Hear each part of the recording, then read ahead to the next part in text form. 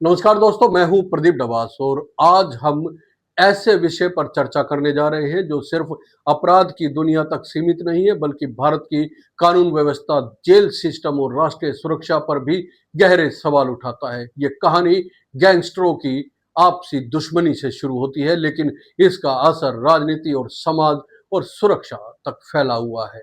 हाल ही में देश के सबसे चर्चित गैंगस्टरों के बीच एक नई जंग छिड़ गई है। एक तरफ है लॉरेंस बिश्नोई, जिसका नाम पिछले एक दशक में अपराध की दुनिया का सबसे बड़ा प्रतीक बन चुका है। दूसरी तरफ है उसके ही अपने पुराने साथी गोल्डी बराड और रोहित गोदारा, जिन्होंने सोशल मीडिया पर खुलकर लॉरेंस पर गद्दारी के आरोप लगाए हैं। सवाल यह है कि इन आरोपों के मायने क्या है? क्या ये महज गैंगवार है या इसके पीछे कोई बड़ा नेटवर्क काम कर रहा है?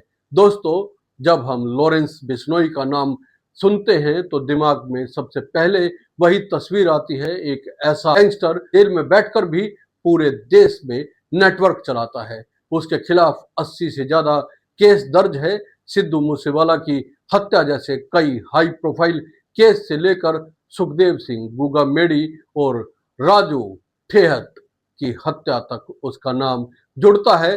लेकिन इन सब के बीच अब उस एक और आरोप से इसका नाम जुड़ गया है, देशद्रोह। गोल्डी बराड और गोदारा का कहना है कि लॉरेंस ने अपने भाई अनमोल को बचाने के लिए विदेशी एजेंसियों से हाथ मिला लिया है और अमेरिका का खबरी बन गया है। ये सबसे बड़ा सवाल है कि अगर ये सच है तो फिर इसका असर सिर्फ गैंगवार तक सीमित नहीं रहेगा, इसका असर भारत की आंतरिक सुरक्षा पर भी पड़ेगा। लेकिन यह भी मुमकिन है कि यह आरोप सिर्फ गैंगवार का हिस्सा भी हो सकते हैं, यानी दुश्मन को कमजोर करने के लिए गद्दारी का ठप्पा लगाया जा रहा हो। अपराध की दुनिया में ऐसा पहले भी कई बार होता आया है, लेकिन दुश्मनी को और गहरा करने के झूठे आरोप लगाए जाते रहे हैं। इसलिए इन दावों की सच्चाई को परखना जरूरी है। दोस्तों, अब बात करते हैं सलमान खान वाले एंगल की। लॉरेंस का नाम तब पूरे देश में सुर्खियों में आया जब उसने सलमान खान को मारने की धमकी दी। वजह बताई गई कि सलमान ने काला हिरन का शिकार किया था और बिश्नोई समाज इससे नाराज था। लेकिन अब गोल्डी और गोदारा का कहना है कि ये महज पब्लिसिटी स्टंट था। उसके मुताबिक लॉरेंस ने खुद कहा था कि भाई, फेम के लिए सलमान को मारना है। अगर ये सच है तो सवाल खड़ा होता है कि क्या बॉलीवुड का सबसे बड़ा स्टार गैंगस्टर्स की पब्लिसिटी का साधन बन गया है? और क्या सुरक्षा एजेंसियों ने इस धमकी को शुरू से ही गंभीरता से लिया था, या फिर इसे महज गैंगस्टर्स की शेखी मारना कहकर टाल दिया गया था? यह विश्लेषण का दूसरा पहलू भी है। हमें यह भी समझना होगा कि जब भी किसी बड़े स्टार का नाम इस तरह की धमकियों में आता है तो यह मीडिया और समाज का ध्यान तुरंत अपनी ओर खींचता है। शायद यही वजह है कि गैंगस्टर ऐसे नामों का इस्तेमाल करते हैं। सवाल यह है कि क्या हमें इन धमकियों को महज गैंगवार की रणनीति मानना चाहिए या फिर इसे देश की सुरक्षा पर हमला मानकर चलना चाहिए? अब जरा नजर डालते हैं गोल्डी बराड और रोहित गोदारा पर। गोल्डी बराड, जो पंजाब का रहने वाला है और कनाडा जाकर अपराध की इंटरनेशनल यूनिवर्सिटी में दाखिल हुआ, मूसेवाला हत्या का मास्टरमाइंड, 20 से ज्यादा कत्ल का जिम्मेदार और अब भारत सरकार की ओर से आतंकवादी घोषित। लेकिन क्या महज आतंकवादी घोषित कर देने से उसका नेटवर्क खत्म हो गया? हकीकत यह है कि वह अभी भी विदेश में बैठकर भारत में अपराध करवाने में सक्षम माना जाता है। रोहित गोदारा बीकानेर का नामचीन अपराधी है जिसने गोगा मेडे की हत्या करवाई, राजू ठेहट को मरवाया और मूसेवाला केस में भी अहम रोल निभाया। उसके खिलाफ 40 से ज्यादा केस दर्ज है और उसका नेटवर्क यूरोप और कनाडा तक फैला हुआ है। लेकिन अब वही गोदारा लॉरेंस के खिलाफ सबसे ज्यादा मुखर है। उसने अपने सोशल मीडिया पोस्ट पर साफ कह दिया है कि लॉरेंस गद्दार है। यहाँ एक और सवाल उठता है, क्या यह सचमुच गद्दारी का मामला है या फिर यह आपसी गैंगवार की एक नई चाल है?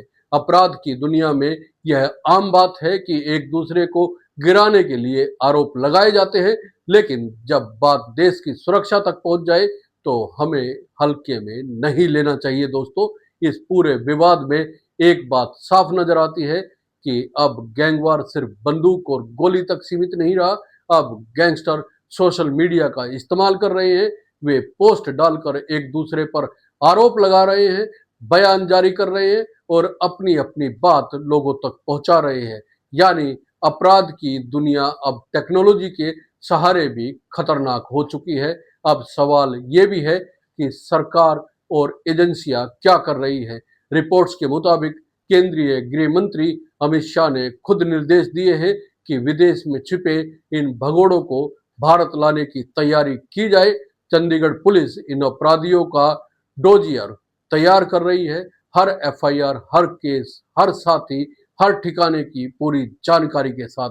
लेकिन यहाँ भी सवाल वही है, क्या डोजियर बनाने तक ये अपराधी चुप बैठेंगे या फिर तब तक कोई और बड़ी वारदात हो जाएगी। दोस्तों, ये मामला सिर्फ लॉरेंस गोल्डी और गोदारा तक सीमित नहीं है। इसके साथ जुड़े और भी नाम है। अनमोल बिश्नोई जो अमेरिका में बैठा है, रणदीप मलिक जिसने धमाकों की साजिश रची, और कई ऐसे नाम जो विदेश में रहकर भारत में खून खराबा करवाते रहते हैं। सवाल यह है कि क्या भारत इन सब को वाकई वापस ला पाएगा या फिर ये हमेशा की तरह सुर्खियां या सुरक्षित ठिकानों से अपराध करते रहेंगे। इस पूरे घटनाक्रम का सबसे अहम पहलू यह है कि हमारे सिस्टम की कमजोरी को उजागर करता है। अगर एक व्यक्ति जेल में बैठकर भी पूरे देश में नेटवर्क चला सकता है, अगर विदेश में बैठे अपराधी सोशल मीडिया से धमकियां देकर हत्याएं करवा सकते हैं, तो फिर हमारी कानून व्यवस्था की असली ताकत कहाँ है? क्या हमारी जेलें सिर्फ दीवारें हैं? क्या हमारी एजेंसियां सिर्फ केस दर्ज करने तक सीमित होकर रह गई है? दोस्तों, ये कहानी सिर्फ अपराधियों की आपसी दुश्मनी की नहीं है। ये कहानी कानून और व्यवस्था की चुनौतियों की है। ये कहानी हमारी जेलों के असफल होने की है। ये कहानी विदेशी एजेंसियों के हस्तक्षेप की है और ये कहानी उस डर की है जो आम लोगों के दिलों में बैठ चुका है कि कहीं अगला शिकार वह खुद ना बन जाए। तो अब सवाल आपके सामने है, क्या सचमुच लॉरेंस बिश्नोई देश का गद्दार है जैसा उसके पुराने साथी दावा कर रहे हैं? क्या ये विदेशी एजेंसियों से जुड़ा कोई बड़ा खेल है या फिर ये सिर्फ गैंगवार की एक और चाल है जहां गद्दारी का ठप्पा लगाकर दुश्मन को कमजोर किया जाता है? और सबसे बड़ा सवाल यह है कि कब तक हमारे देश का नाम इन गैंगस्टर्स की वजह से कलंकित होता रहेगा? दोस्तों, जवाब आसान नहीं है, लेकिन इतना तय है कि हमें इस मामले को महज अपराधियों की आपसी लड़ाई समझकर नजरअंदाज नहीं करना चाहिए, क्योंकि जब अपराध, राजनीति और विदेशी एजेंसियां एक साथ जुड़ जाए तो उसका असर सिर्फ अंडरवर्ल्ड तक नहीं बल्कि पूरे देश पर पड़ता है। आपका क्या मानना है दोस्तों? कमेंट करके जरूर बताइए। और ये वीडियो अगर आपको पसंद आया है तो लाइक कीजिए, शेयर कीजिए और चैनल को सब्सक्राइब करना ना भूलें। जय हिंद, नमस्कार।